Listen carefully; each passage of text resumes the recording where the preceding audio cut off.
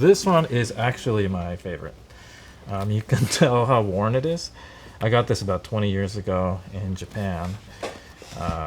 Let's see. The whole book is black and white photography of traditional objects in Japan. Oh, there's koinobori.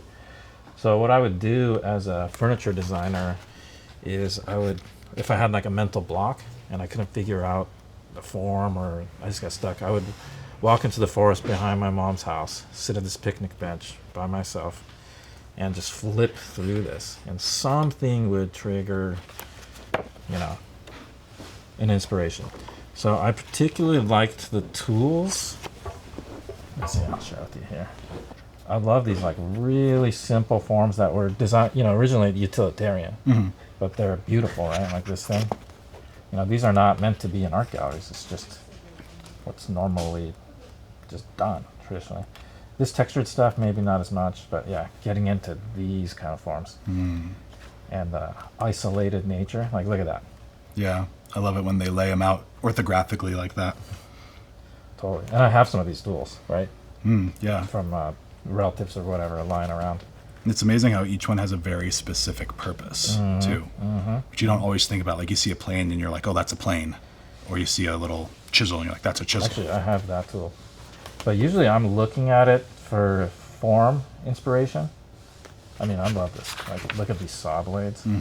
Just the shape of them. The curves. You're making me want to go to a Japanese hardware store. Totally. I've never seen this book anywhere.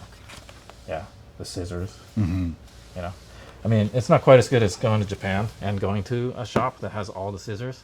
But this is one way that I've gotten unstuck, and it's getting really dirty. It is hard to buy all the scissors. So this one is not a design book per se, but it is a book that I reach for design thinking or for the approach to like how I work. It's called the Happiness Advantage. There's like different techniques you can use to, better focus on the things you want to do. Not necessarily like find happiness, but like things that will lead you to have that happy life. And one of them is called activation energy. And I think in design, that's really important. Like you were talking about those tools or like having that book in the forest. It's like when I'm feeling stuck or when I'm feeling that way, when you were feeling that way, the activation energy was that book was there. It was out. It was grabbable. You would grab it and you would go. Like that was part of your process. So it's the same thing for this. Like for the things you want to do, the tools you need or the inspiration you need, having it where you can grab it, having it visible, having it around, makes you more likely to use it, be inspired by it, and have it affect the outcome. So that's one of the things I love about this book. There are a lot of other little snippets in here, but I'm just going to leave it at that. And I use the techniques with my students as well to help them like get unstuck. Oh, you're a design student. So can you tell me about that? Like, how do you use this book to help your students? So like the thing I said about activation energy, I bring that up constantly with my students, especially in the studio. Like if they're trying to work in the studio, like, have the things you need out or like go find the things you need, reduce the friction to get to your outcome. That kind of stuff. I think for me, it's not about work, so to speak. Like it helps with work, but it's more about just everything I do. Like a hobby, you're more likely to do a hobby if your stuff that you want to use for your hobby is out. Like if you want to, he uses the analogy or the example of you playing a guitar. If the guitar is in the closet, you're not going to play it. If the guitar is out of the closet but in its case, you're not going to play it as much.